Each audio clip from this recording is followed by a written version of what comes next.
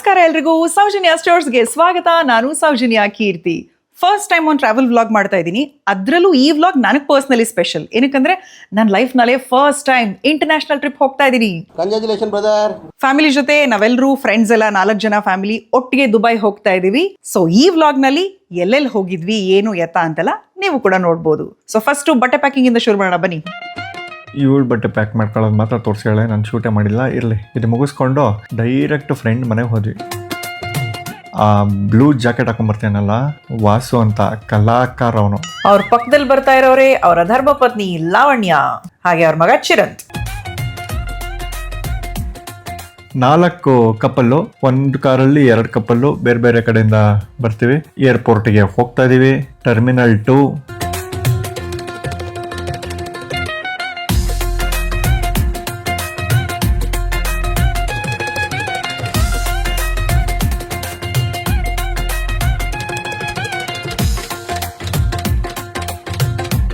Exactly ಹೊಸ ಏರ್ಪೋರ್ಟ್ಗೆ ಬಂದ್ವಿ.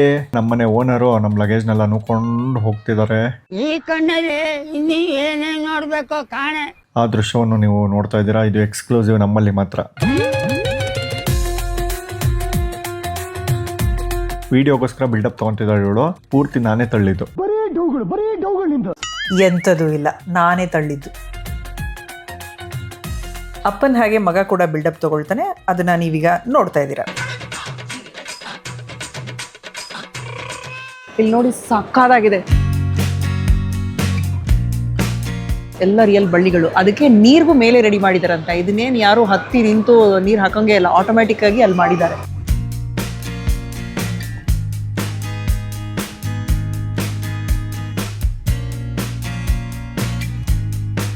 ಎಲ್ಲ ಬಿದ್ರು ಅಂದ್ರೆ ಏರೋಪ್ಲೇನು ಬಿದ್ರಲ್ಲೇ ಮಾಡಿ ಬಿದ್ರು ಮೋಟ್ರು ಅಂತ ಕರ್ಕೊಂಡು ಹೋಗ್ಬಿಡ್ತಾರ.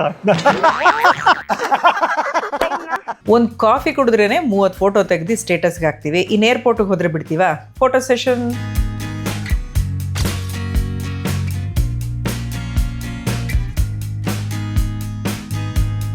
ಹಾಗೆ ಒಂದಷ್ಟು ಏರ್ಪೋರ್ಟ್ ಸಂಭ್ರಮ.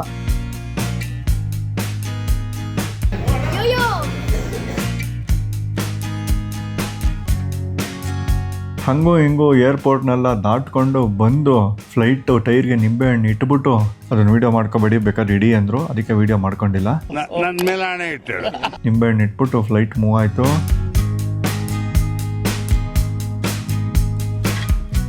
ವೆಂಕಟಸ್ವಾಮಿ ಪಾದರ್ ಬಿಟ್ಟು ಗೋವಿಂದ ಗೋವಿಂದ.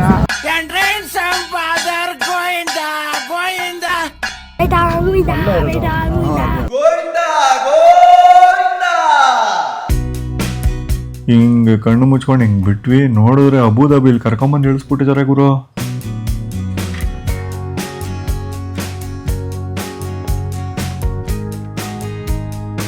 ರೋಡ್ ಏನ್ ಸಾಕಾಗಿತ್ತು ಅಂತೀರಾ. ಮೋಸ್ಟ್ಲಿ ದುಬೈ ಅವರು ಈ ಹಳ್ಳ ಕೊಳ್ಳ ಎಲ್ಲ ನೋಡಿರಲ್ಲ ಅನ್ಸುತ್ತೆ. ಸೀದಾ ಸ್ಟ್ರೈಟ್ ಆಗಿ ಬ್ಯಾಪ್ಸ್ ಟೆಂಪಲ್ಗೆ ಹೋದ್ವಿ. ಸೊ ಈ ಬ್ಯಾಪ್ಸ್ ಟೆಂಪಲ್ ಸ್ಪೆಷಾಲಿಟಿ ಏನಂದ್ರೆ, ಈ ಬಳಪದ ಕಲ್ಲು ಅಂತಾರಲ್ಲ, ಆ ಥರದ್ದು ಒಂದು ಕಲ್ಲು, ಇನ್ನೂ ಒಳ್ಳೆ ಕ್ವಾಲಿಟಿ ಕಲ್ಲಲ್ಲೇನೋ ಕಟ್ಟಿರೋದು ಇದು.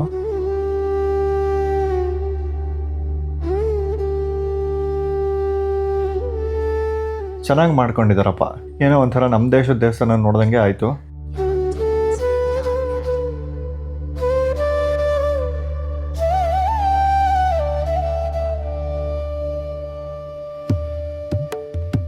ಹೆಂಗೆ ಕೊರಿಯುತ್ತೆ ಗೊತ್ತಾ, ಬರೀ ಕಾಲಲ್ಲಿ ಹೋದರೆ ಭಯಂಕರ. ಕಾಲು ಇಡಕ್ಕಾಗಲ್ಲ ನೆಲದ ಮೇಲೆ, ಅಷ್ಟು ಕೊರಿಯುತ್ತೆ.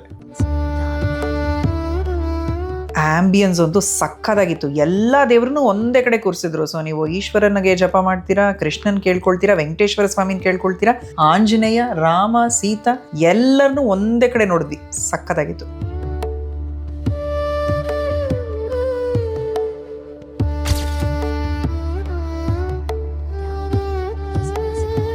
All time photographers.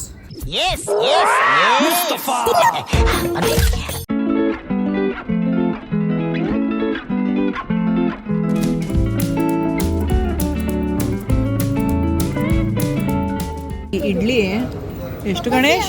250 ರೂಪಾಯಿ, ಅಂದರೆ 10 ದಿರಾಮ್ಸ್. ಉಪ್ಪಿಟ್ಟು 10 ದಿರಾಮ್ಸ್, ಅದು 250. ಯಜಮಾನಪ್ಪ, ಉಪ್ಪಿಟ್ಟು ಹೇಗಿದೆಯಪ್ಪ? ಅರ್ಥ ಆಯ್ತು ಅನ್ಸುತ್ತೆ. ಇದನ್ನ ಮುಗಿಸ್ಕೊಂಡು ಸೀದಾ ಸೀ ವರ್ಲ್ಡ್ ಹೋದ್ವಿ.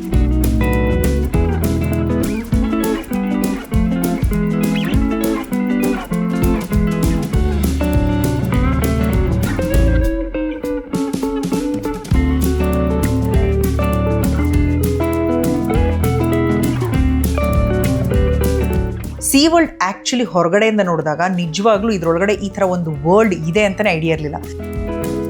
ಹೆಸರಿಗೆ ತಕ್ಕಂಗಿದೆ ಸೀ ವರ್ಲ್ಡ್, ಸಕ್ಕತ್ತಾಗಿದೆ. ಟೋಟಲಿ ಬೇರೆನೇ ಪ್ರಪಂಚ ಇದು. ಯಾರ್ಯಾರು ದುಬೈ ಆಲ್ರೆಡಿ ನೋಡಿದಿರೋ ನೀವು ಒಂದ್ಸಲಿ ರೀಕನೆಕ್ಟ್ ಆಗ್ತೀರಾ ಇದಕ್ಕೆ. ಯಾರ್ಯಾರು ನೋಡಿದ್ರು ಓ ಹಿಂಗೆಲ್ಲ ಇದೆಯಾ ಅಂತ ನೋಡ್ಬೋದು.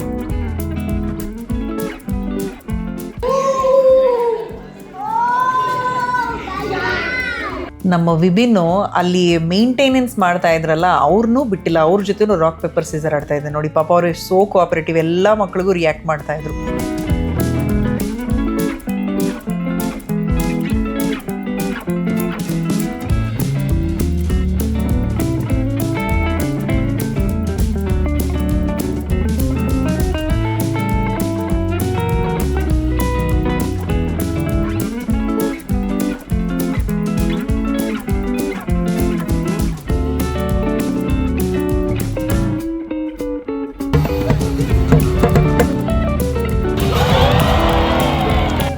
ಆಮೇಲೆ ದುಬೈ ತುಂಬ ಶೆಕೆ ಇರುತ್ತೆ, ತುಂಬ ಬಿಸಿಲಿರುತ್ತೆ ಅಂತ ನಾನು ಪ್ಯಾಕ್ ಮಾಡ್ಕೊಂಡಿರೋದ್ರಲ್ಲಿ ಮುಕ್ಕಾಲಲ್ಲ 95% ನೀಟಾಗಿ ಸ್ಲೀವ್ಲೆಸ್ಸು ಫ್ರಾಕ್ಸ್ ಅಂತ ಹಾಕೊಂಡ್ಬಂದ್ರೆ ಇಲ್ಲಿ -ಡಿಗ್ರಿ. ಯಾರಿಗೂ ಬೇಡ ನನ್ನ ಪರಿಸ್ಥಿತಿ ಎಷ್ಟು ಚಳಿ ಇತ್ತು ಅಂತ. ನಿಮ್ದಪ್ಪಯ್ಯ ಅಂತೀನಿ, ದಯವಿಟ್ಟು ಇದನ್ನ ಹೇಳ್ಗೆ ಬಿಟ್ಬಿಡಿ. ಪೆಂಗ್ವಿನ್ ನೋಡಿ ಎಂಜಾಯ್ ಮಾಡೋದ, ವೆದರ್ಗೆ ಹೋಗಿ ಮೂಲೆಯಲ್ಲಿ ಕೂತ್ಕೊಳ್ಳೋದ, ಒಂದು ಅರ್ಥ ಆಗ್ತಿರ್ಲಿಲ್ಲ. ಈ ಸೀ ವರ್ಲ್ಡ್ ನೋಡಬೇಕು ಅಂದರೆ ಈಸಿಲಿ ಒಂದು 6 to 7 hours ಸ್ಪೆಂಡ್ ಮಾಡಬೇಕಲ್ಲಿ. ಅಷ್ಟು ಜಾಗಗಳಿದೆ ಅದೊಂದೇ ಪ್ಲೇಸಲ್ಲಿ, ಸೀ ವರ್ಲ್ಡಲ್ಲಿ. ಊರೆಲ್ಲ ಸುತ್ಕೊಂಡು ಫಸ್ಟ್ ಡೇ ಎಂಡಲ್ಲಿ ದುಬೈ ರೀಚ್ ಆಗಿ ನಮ್ಮ ರೂಮ್ ಎಂಟರ್ ಆಗ್ತಾ ಇದೀವಿ. ರೂಮ್ ಇನ್ಸ್ಪೆಕ್ಷನ್ ಬೈ ನಮ್ಮ ಬಾಸ್. ಎಲ್ಲೆಲ್ಲಿ ಏನಿದೆ ಅಂತ ಫುಲ್ ಇನ್ಸ್ಪೆಕ್ಷನ್ ಮಾಡ್ತಾ ಇದ್ದಾರೆ ಸಾಹೇಬ್ರು.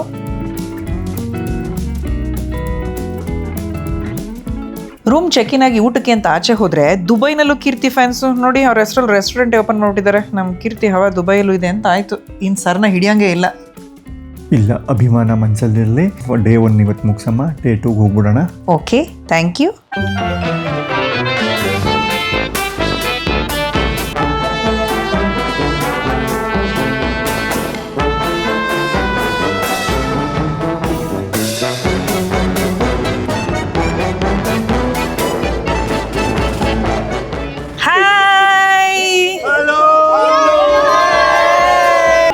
ನಾವೆಲ್ಲರೂ ದುಬೈಗೆ ಬಂದಿದ್ದೀವಿ. ದುಬೈ ಹತ್ರ ಇದೀವಿ ಇವಾಗ ನಾವು.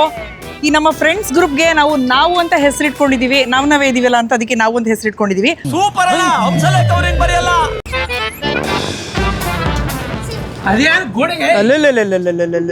ಇದ್ಯಾವುದೋ ಹೊಸ ಪ್ರತಿಭೆ. ಈ ಥರದ ಓವರ್ ಆಕ್ಷನ್ ಗಳನ್ನ ನೀವು ಕೀರ್ತಿ ಅವರಿಂದ ಎಕ್ಸ್ಪೆಕ್ಟ್ ಮಾಡಬಹುದು. ನಮಸ್ಕಾರ.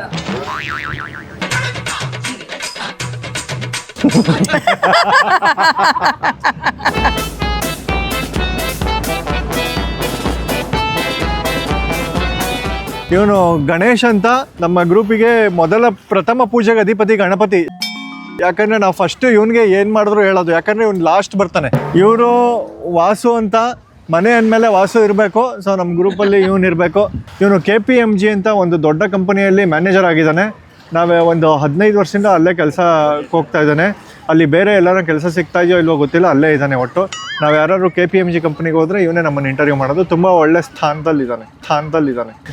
ನಂದು ರೆಜ್ಯೂಮೆ ಗುರು. ಇವನು ವಾಸು ಅಂತ ಮುಂಚೆ ಎಲ್ಲೆಲ್ಲೋ ಮೆಕ್ಯಾನಿಕಲ್ ಇಂಜಿನಿಯರು ಅದು ಇದೆಲ್ಲ ಮಾಡಿ ದೇಶಾಂತರ ಎಲ್ಲ ಹೋಗ್ಬಿಟ್ಟು ಬಂದು ಒಂದು 4-5 ಸಲ ಜಪಾನ್ಗೆಲ್ಲ ಹೋಗಿ ಬಂದಿದ್ದಾನೆ. ಫಾರಿನ್ ಕಂಟ್ರೀಸ್ಗೆಲ್ಲ ತುಂಬ ಸುತ್ತಾಡಿದ್ದಾನೆ. ಸೊ ಇವನು ಒಳ್ಳೆ ಹುಡುಗ. ಮನೆ ಅಂದಮೇಲೆ ವಾಸು ಇರಬೇಕು. ನಮ್ಮ ಗ್ರೂಪಲ್ಲಿ ಕ್ಯಾಮ್ರಾ ಎಲ್ಲ ಬಂದಾಗ ತುಂಬ ಡೀಸೆಂಟಾಗಿ ಕಾಣಿಸ್ಕೊಳ್ಳೋದು ಇವನೇ. ಕ್ಯಾಮ್ರಾ ಆಫ್ ಮಾಡಿದ್ರೆ ಒಂದು ಬೇರೆ ಚಾನಲ್ಲು. ಮನೆ ಅಂದಮೇಲೆ ವಾಸು ಇರಬೇಕು. ಕೀರ್ತಿ ಇದ್ಮೇಲೆ ಅರ್ಜುನ್ ಇರಬೇಕು ಅಂತ. ಅವ್ರ ಹೆಸರು ಅರ್ಜುನ್ ಅಂತ. ಡಾಕ್ಟರ್ ಅರ್ಜುನ್ ಅಂತ ಡಾಕ್ಟರೇಟ್ ಬಂದಿದೆ ಅವ್ರಿಗೆ. ಇವರು ಪ್ರೊಫೆಸರ್ ಅರ್ಜುನ್, ಕ್ರೈಸ್ಟ್ ಕಾಲೇಜಲ್ಲಿ ಪ್ರೊಫೆಸರ್ ಇವರು. ನಾವಿಷ್ಟು ಜನ ಗಂಡ್ಮಕ್ಳು ಬಂದರು. ಸೊ ನಾವಿಷ್ಟು ಜನ ಸುಮಾರು 35 ವರ್ಷದ ಸ್ನೇಹಿತರು. ಇವಳು ಸುಮ. ಈ ಹುಡುಗಿ ಕೆಲಸ ಏನಂದ್ರೆ, ಇವಳು ನಾವೆಲ್ಲ ಗೇಮ್ಗಳು ಆಡ್ತೀವಲ್ಲ ಆನ್ಲೈನಲ್ಲಿ, ಆ ಗೇಮಲ್ಲಿ ಯಾವ್ದು ಎಲ್ಲಿ ಜಂಪ್ ಮಾಡಿದ್ರೆ ಅಲ್ಲೇ ಕರೆಕ್ಟಾಗಿ ಹೋಗಿ ಬೀಳ್ತಿದ್ಯಾ ಗೊಂಬೆಗಳು ಇಲ್ವಾ ಅಂತ ನೋಡ್ಕೊಳ್ಳೋ ಕೆಲಸ ಇವಳು. ಒಳ್ಳೆ ಹೆಂಡತಿ. ಇವನು ಗಣೇಶನ್ ಹೆಂಡತಿ. ಇವರು ಅರ್ಜುನ್ ಅವರ ಹೆಂಡತಿ. ಮನೇಲೆ ಶೇರ್ಸು ಡಿಬೆಂಚರ್ಸು ಬಿಸ್ನೆಸ್ ಅದು ಇದು ಮಾಡ್ಕೊಂಡು ಒಳ್ಳೆ ಅಡುಗೆ ಮಾಡ್ತಾರೆ, ಸಿಕ್ಕಾಪಟ್ಟೆ ದುಡ್ಡು ಮಾಡಿದ್ದಾರೆ. ಅಶ್ವಿನಿ ಅಂತ ಇವಳೇ ಲಾವಣ್ಯ, ನಾನು ಹೇಳ್ತಾ ಇದ್ನಲ್ಲ ಒಳ್ಳೆ ಹುಡುಗಿ ಅಂತ, ಅದು ಇವಳಲ್ಲ ಇನ್ನೊಬ್ಳು, ಆಮೇಲೆ ತೋರಿಸ್ತೀನಿ. ಇವನ್ ಹೆಂಡತಿ. ಇವಳು ಪುಟ್ಟ ಮಕ್ಕಳಿಗೆ, ಹೈಸ್ಕೂಲ್ ಮಕ್ಕಳಿಗೆ, ಮಿಡ್ಲ್ ಸ್ಕೂಲ್ ಮಕ್ಕಳಿಗೆಲ್ಲ ಪಾಠ ಮಾಡ್ತಾಳೆ. ಬೆಂಗಳೂರಲ್ಲೇ ಟೀಚರ್ ಅಮ್ಮ ಆಗಿದ್ದಾಳೆ ಅವಳು. ಆಮೇಲೆ ಮಕ್ಳುಗಳು ಕರ್ಕೊಂಬಂದ್ರು. ಇವನು ವಿಭಿನ್ನ, ಇವನು ಶಿವಿನ್ನು, ಅವನು ಚಿರಂತು, ಅವನು ನಿಹಾಂತ್. ಸೊ ಈಗ ನೀನ್ ಆ ಕಡೆ ಹೋಗಂಬಬಿಟ್ಟು ನಿನ್ನ ತೋರಿಸ್ತೀನಿ. ಬಂಗಾರಿ ಬಾರೋ, ನನ್ನ ಜೊತೆ ನಿಂತ್ಕೊಬಾರೋ. ಬಾರೋ ಇಲ್ಲಿ ನೋಡಿ, ಹೇಳಿದ ಮಾತು ಎಷ್ಟು ಚೆನ್ನಾಗಿ ಕೇಳ್ತಾರೆ ಮಕ್ಕಳು. ಗಂಡನು ಹೇಳಿದ ಮಾತು ಕೇಳಲ್ಲ, ಮಗನು ಹೇಳಿದ ಮಾತು ಕೇಳಲ್ಲ. ಇಬ್ಬರ ಜೊತೆ ನಾನಿದ್ದೀನಿ. ನನ್ನ ಹೆಸರು ಸೌಜನ್ಯ. No comments. ಇವರೆಲ್ಲ ನನ್ನ ರಿಯಲ್ ಫ್ರೆಂಡ್ಸು. ನನ್ನ ರಿಯಲ್ ಫ್ರೆಂಡ್ಸ್ ಎಲ್ಲ ಇವರು. ಅಬ್ಬಬ್ಬಬ್ಬ ಲ್ಯಾಟ್ರಿ. ಇದು ಬೀಚು. ಎಲ್ಲರೂ ಒಂದ್ಸಲಿ ರಕ್ತ ಸಂಬಂಧಗಳ ಮೀರಿದ ಬಂಧವಿದು. A few moments later. ನಮ್ಮ ದೇಶದಲ್ಲಿ ಯಾರು ಏನೇ ಮಾಡಿದ್ರು 4 ಜನ 4 ಮಾತಾಡ್ತಾರೆ ಅಂತಾರೆ. ಆ 4 ಜನ ನಾವೇ. ಆದರೆ ಈಗ ನಾವ್ಯಾರೂ ನಮ್ಮ ದೇಶದಲ್ಲಿಲ್ಲ. ನಾವೆಲ್ಲಿದ್ದೀವಿ ಅಂದರೆ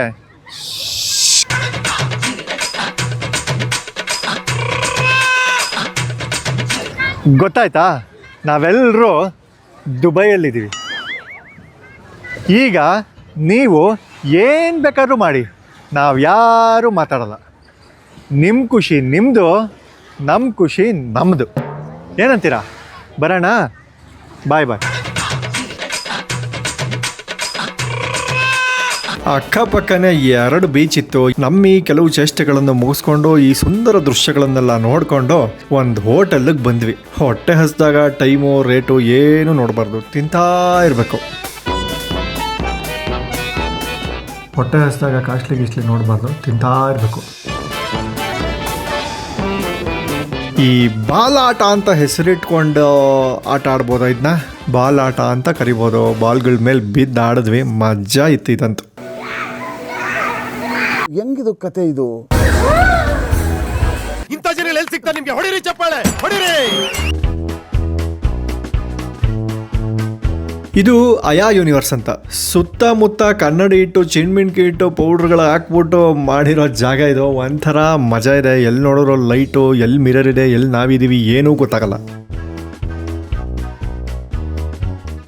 ನಮ್ಮ ಇಂಡಿಯಾದಲ್ಲಿ ಸಿಕ್ಕಾಪಟ್ಟೆ ಲ್ಯಾಂಡ್ಮಾರ್ಕ್ಗಳಿರೋ ಥರ ಇಲ್ಲೂ ತುಂಬ ಇದೆ. ಅದರಲ್ಲಿ ಒಂದು ಈ ದುಬೈ ಫ್ರೇಮು ಸಿಕ್ಕಾಪಟ್ಟೆ ಚೆನ್ನಾಗಿದೆ.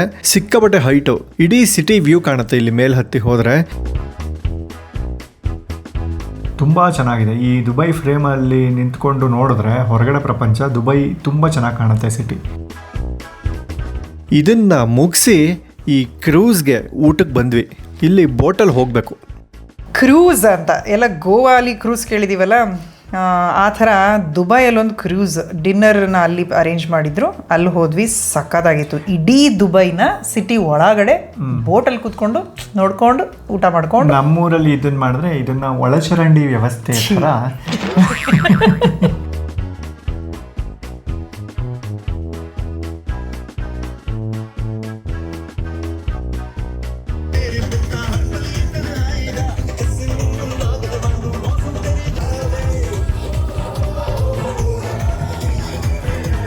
ಡಿನ್ನರ್ ಎಲ್ಲ ಮುಗಿಸ್ಕೊಂಡು ಅಷ್ಟೊತ್ತಿಂದ ಕುಣಿತಾ ಇದ್ದ ಮಕ್ಕಳು ನೋಡಿ ಆನಂದವಾಗಿ ಕಾರಲ್ಲೇ ಮಲ್ಕೊಂಡ್ಬಿಟ್ರು. ಮರಳಿ ಸಂತೆ ಸಾವಯವ ಕೃಷಿ ಪದಾರ್ಥಗಳಿಂದ ಬೆಳೆದ ಪದಾರ್ಥಗಳ ಮಳಿಗೆ ಇದು.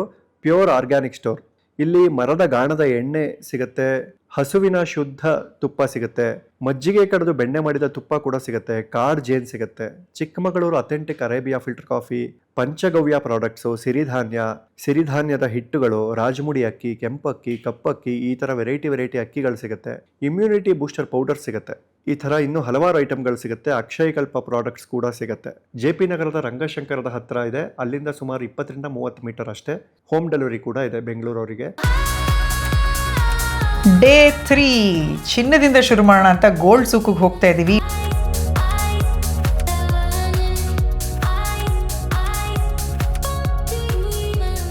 ಎಲ್ಲರೂ ಸುಸ್ತಾದರೆ ನೀರು ಕುಡಿಯೋ ಹಾಗೆ ಯಜಮಾನರು ಟೈಮ್ ಸಿಕ್ಕಾಗಿಲ್ಲ ಎಲ್ಲಿ ವೈಫೈ ಕನೆಕ್ಟ್ ಮಾಡ್ಕೊಳ್ಬೋದು ಅಂತ ನೋಡ್ತಾ ಇರ್ತಾರೆ. ನವರಂಗ್ ಥಿಯೇಟ್ರ್ ನೋಡಿದ್ದೆ, ಈಗ ನವರಂಗ್ ಜ್ಯುವೆಲ್ಸ್ ನೋಡ್ತಾ ಇದ್ದೀನಿ ದುಬೈಯಲ್ಲಿ.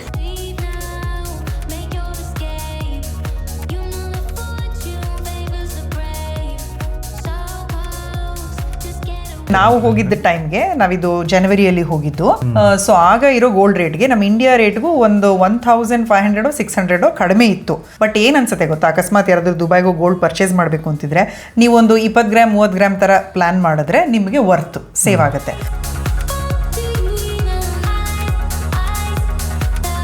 ಈ ಜಾಗ ನೋಡಿ ಏನು ಸಖತ್ತಾಗಿದೆ.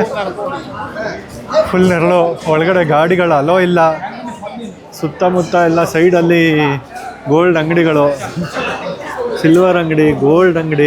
ಸೊ ಇದು ನೋಡಿ ಗಿನ್ನಿಸ್ ವರ್ಲ್ಡ್ ರೆಕಾರ್ಡಲ್ಲಿರೋದು ವರ್ಲ್ಡ್ಸ್ ಹೆವಿಯೆಸ್ಟ್ ಗೋಲ್ಡ್ ರಿಂಗ್. ತೊಗೊಳ್ಳೋಣ ಅಂದ್ಕೊಂಡೆ, ಸೈಜು ಆಗಲ್ಲ, ಭಾರನೂ ಜಾಸ್ತಿ. ಅವರೇ ಹೇಳ್ಬಿಟ್ಟಿದ್ದಾರೆ ಹೆವಿಯೆಸ್ಟ್ ಗೋಲ್ಡ್ ರಿಂಗ್ ಅಂತ. ಸೊ ಹಾಗಾಗಿ ತೊಗೊಳ್ತಿಲ್ಲ ಅಷ್ಟೇ, ಇಲ್ಲದ್ರೆ ಬಿಡ್ತಾ ಇರಲಿಲ್ಲ. ಡಿಸೈನ್ ತುಂಬ ಚೆನ್ನಾಗಿದೆ ನೋಡಿ, ವರ್ಲ್ಡ್ ರೆಕಾರ್ಡ್ ಆಗಿದೆ.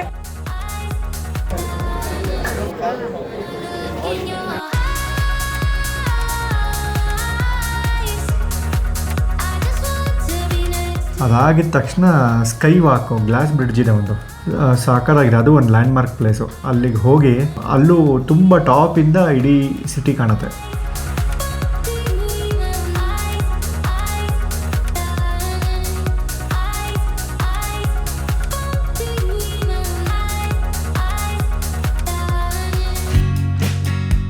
ಅಕ್ಕ ಒಂದು ಗ್ಯಾಪ್ ಸಿಕ್ಕಿದ್ರೆ ನಾವು ಕಾಫಿ ಕುಡ್ದಂಗೆ ಇವಳು ಗ್ಯಾಪ್ ಸಿಕ್ಕರೆ ಒಂದು ಯೋಗ ಮಾಡ್ಕೋತೀನಿ ಅಂತ ಒಂದು ಯೋಗಾಸನ ಮಾಡಿದ್ಲು ಇಲ್ಲಿ.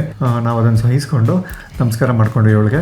ಬಟ್ ಅದು ಈಸಿ ಇರಲಿಲ್ಲ ಪರ್ಮಿಷನ್ ಕೊಡೋದಕ್ಕೆ. ಅವ್ರಿಗೆ ನಾನು ಹೀಗೆ ಮಾಡ್ತೀನಿ, ಹಿಂಗೆ ರಪ್ಪ ಅಂತ ಬೀಳಲ್ಲ ಅಂತೆಲ್ಲ ಕೇಳಿ ಒಂದ್ಸಲ ತೋರಿಸಿ ಆಮೇಲೆ ಪರ್ಮಿಷನ್ ಕೊಟ್ಟರು. ಬಟ್ ಇದು ನಿಜವಾಗ್ಲೂ ನನ್ನ ಹೆಂಡತಿ ಆಗಿದ್ದಕ್ಕೂ ಸಾರ್ಥಕ ಆಯಿತು. ತುಂಬ ಧೈರ್ಯ ತಗೊಂತಾಳೆ ಅನ್ನೋದಕ್ಕೆ. ಸುಮಾರು ಒಂದು 300 ಫೀಟು ಭೂಮಿಯಿಂದ ಎತ್ತರ ಇದೀವಿ ನಾವು. ಇಲ್ಲಿ ಗ್ಲಾಸ್ ಬ್ರಿಡ್ಜ್ ಸ್ಕೈ ವಾಕ್ಗೆ ಹೋಗಿದ್ವಲ್ಲ, ಅಲ್ಲಿಂದ ಬುರ್ಜ್ ಖಲೀಫಾನು ಕಾಣ್ತಿತ್ತು, ಆಮೇಲೆ ದುಬೈ ಫ್ರೇಮನ್ನು ಕಾಣ್ತಾ ಇತ್ತು. ಹೌದು.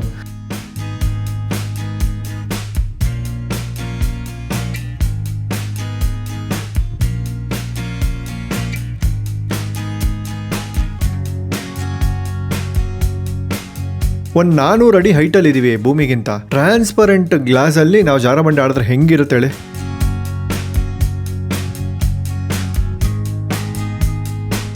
ಇದು ಮುಗಿಸ್ಕೊಂಡು ನೆಕ್ಸ್ಟ್ ಹೋಗಿದ್ದೆ ಬುರ್ಜ್ ಖಲೀಫಾ.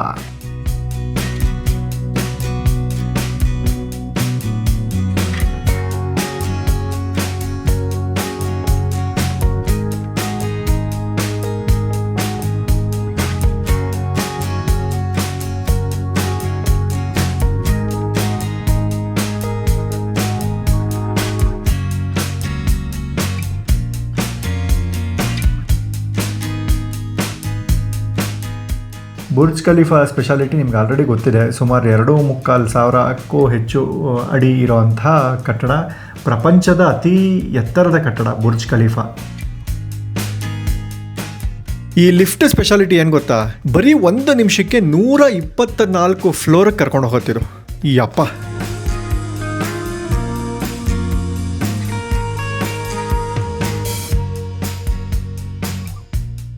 ಆಮೇಲೆ ನಾನು ನೋಡಿದ ಹಾಗೆ ಕೀರ್ತಿ ತಿರುಪತಿಯಲ್ಲಿ ದೇವರ ದರ್ಶನಕ್ಕೆ ಕ್ಯೂ ಅಲ್ಲಿ ನಿಂತಿದ್ದು ಬಿಟ್ರೆ ನಮ್ಮೆಲ್ಲರ ಫೋರ್ಸ್ಗೆ ಇಲ್ಲೇ ಕ್ಯೂ ಅಲ್ಲಿ ನಿಂತಿದ್ದು.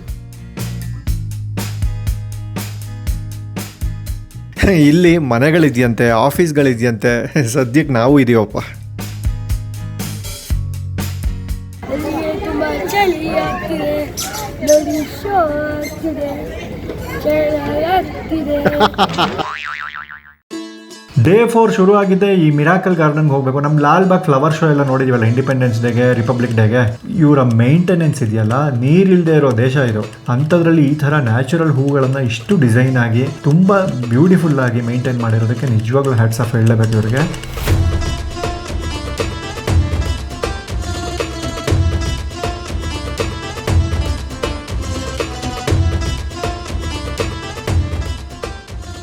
ತುಂಬ ಬ್ಯೂಟಿಫುಲ್ಲಾಗಿ ಮೇಂಟೈನ್ ಮಾಡಿರೋದಕ್ಕೆ ನಿಜವಾಗ್ಲೂ ಹ್ಯಾಟ್ಸ್ ಆಫ್ ಹೇಳಲೇಬೇಕು ಇವರಿಗೆ. ಟೂರಿಸಮ್ ಡಿಪಾರ್ಟ್ಮೆಂಟ್ಗೆ ಇವರು ಆ್ಯಕ್ಚುಲಿ ಬ್ರ್ಯಾಂಡ್ ಅಂಬಾಸಿಡರ್ ಆಗ್ಬೋದು, ಆ ಲೆವೆಲಿಗೆ ಮಾಡಿದ್ದಾರೆ ಇವರು. ಈಸಿಲಿ ಒಂದು 30 ಎಕರೆ ಇದೆ ಜಾಗ ಇದು. ಅಷ್ಟರಲ್ಲೂ ವಿಧ ವಿಧವಾದ ಹೂಗಳನ್ನು ಬೇರೆ ಬೇರೆ ಥರ ಡಿಸೈನ್ ಮಾಡಿ, ನೀವು ಯಾವ ಬೇಸಿಗೆ ಕಾಲ ಯಾವ ಕಾಲದಲ್ಲಿ ಹೋದರೂ ಈ ಹೂಗಳೆಲ್ಲ ಅರಳಿರುತ್ತೆ.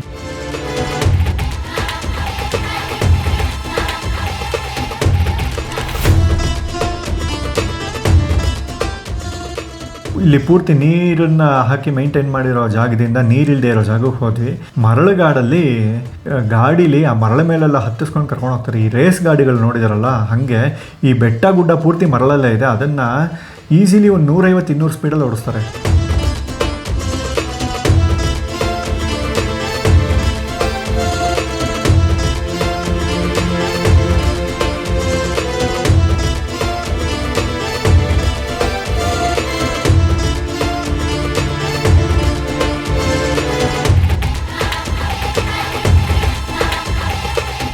ಅಲ್ಲಿ ಒಳಗಡೆ ಒಂದು ರೆಸ್ಟೋರೆಂಟ್ ಥರ ಇರುತ್ತೆ.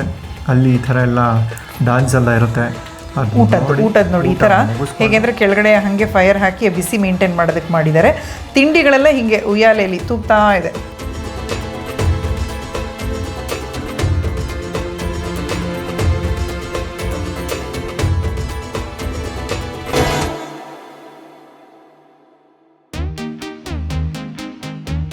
ಬ್ಯಾಂಗ್ಳೂರಲ್ಲಿ ಬನ್ನೇರ್ಘಟ್ಟ ಝೂ, ಮೈಸೂರಲ್ಲಿ ಮೈಸೂರು ಝೂ ಥರ ನಮ್ಮ ದುಬೈಯಲ್ಲಿ ಒಂದು safari world, Dubai safari park ಅಂತ ಇತ್ತು. ಅದರಲ್ಲೂ ಅಗೇನ್ ಥೀಮ್. ಸೊ ಅಲ್ಲೆಲ್ಲ ಹೋಗಿ ಪ್ರಾಣಿಗಳಿಗೆಲ್ಲ ಹಾಯ್ ಹೇಳಿದ್ವಿ. ನಾವು ಈ ಕಡೆ ಹಿಂಗೆ ನಾಯಕನಪಳ್ಳಿದಿಂದ ಬಂದಿರೋದು, ನಾಯಂಡಹಳ್ಳಿ ಹತ್ರ ಅಂತೆಲ್ಲ ಹೇಳಿ ಅವು ನಮಗೆ ನಮಸ್ಕಾರಗಳನ್ನು ಮಾಡಿಕೊಂಡ್ವು. ಸುಮಾರು ದೇಶಗಳಿಂದ ಪ್ರಾಣಿಗಳನ್ನು ಕರ್ಕೊಂಡು ಬಂದು ಇಲ್ಲಿ ಇಟ್ಟಿದ್ದಾರೆ. ಚೆನ್ನಾಗಿ ಮೇಂಟೈನ್ ಮಾಡ್ತಾ ಇದ್ದಾರೆ. ಸಿಕ್ಕಾಪಟ್ಟೆ ದೊಡ್ಡ ಪಾರ್ಕು, ಅದು ಸಫಾರಿ ಪಾರ್ಕು. ಆಮೇಲೆ ಇನ್ನೊಂದೇನೆಂದರೆ ಒಂದು ಶೋ ಅರೇಂಜ್ ಮಾಡಿದರು. ಪ್ರಕೃತಿನ ಹೇಗೆ ಉಳಿಸ್ಕೊಳ್ಬೇಕು ಅನ್ನೋದ್ರ ಬಗ್ಗೆ ಒಂದು ಪ್ಲೇ ಮಾಡಿದರು. ಇಲ್ಲಿ ಪ್ರಾಣಿಗಳನ್ನ ಯೂಸ್ ಮಾಡಿಕೊಂಡು ಮೆಸೇಜ್ ಕೊಡೋ ಒಂದು ಆ್ಯಕ್ಟ್ ಮಾಡಿದರು.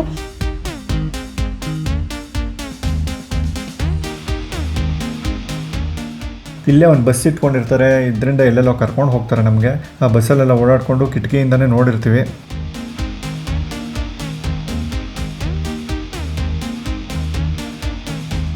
ಅದೇನಂದ್ರೆ ಪ್ರಾಣಿಗಳಿಗಂತೂ ಎಷ್ಟು ಕೊಬ್ಬು ಅಂದರೆ ನಾವು ದುಡ್ಡು ಕೊಟ್ಟು ಬಂದಿದ್ದೀವಿ ಅಂತಲೂ ಐಡಿಯಾ ಇಲ್ಲ. ಅದಕ್ಕೆ ಸುಮ್ಮನೆ ಅದ್ರ ಪಾಡಿಗೆ ಅದು ಮಲಗಿರುತ್ತೆ.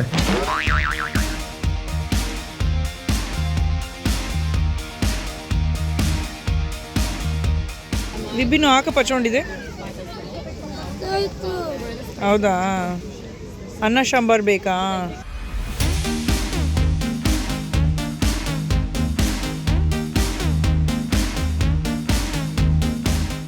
ಅದಾದಮೇಲೆ ಒಂದು ಗ್ಲೋಬಲ್ ವಿಲೇಜು. ಇದಂತೂ ಬೇರೆ ಪ್ರಪಂಚ. ಒಂದೇ ಜಾಗದಲ್ಲಿ ಎಲ್ಲ ದೇಶಗಳ ಶಾಪಿಂಗ್ ಮಾರ್ಕೆಟ್ ಏನಿರುತ್ತೆ ಅನ್ನೋ ಥರದ್ದು ಇದು. ಸುಮಾರು ಒಂದು 40-50 ದೇಶಗಳನ್ನೇ ಸೃಷ್ಟಿ ಮಾಡಿಬಿಟ್ಟಿದ್ದಾರೆ ಇವರು. ಅದಕ್ಕೆ ಒಂದೊಂದು ಹೆಬ್ಬಾಗಿಲು ಥರ.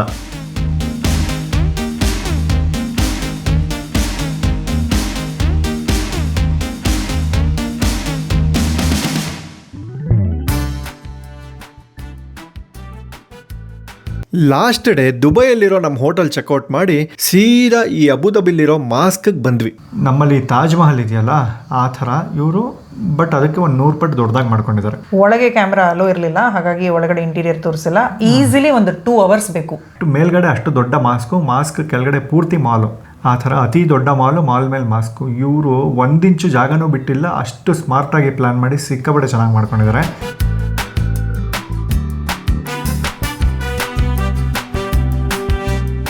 ಇದಾದಮೇಲೆ ಫೆರಾರಿ ವರ್ಲ್ಡ್ ಅಂತ. ಈ ಫೆರಾರಿ ವರ್ಲ್ಡ್ ಹೆಂಗೆ ಅಂದರೆ ಈ ಥ್ರಿಲ್ಲಿಂಗು ಗೇಮ್ಸ್ ಎಲ್ಲ ಇರುತ್ತಲ್ಲ ಆ ಥರ.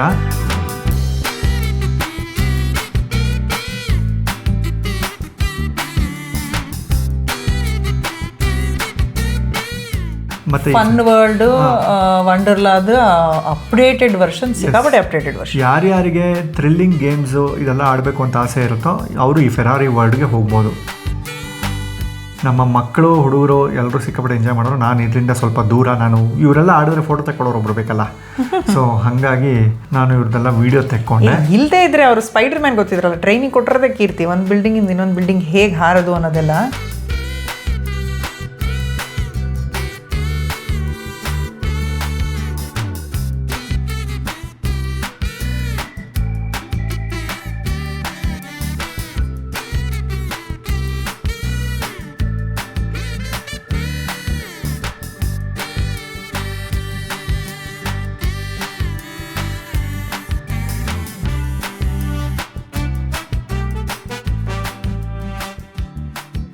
ಅದು ಮುಗಿಸ್ಕೊಂಡು ಬಂದೇ ಬಿಟ್ವಿ ಏರ್ಪೋರ್ಟ್ಗೆ.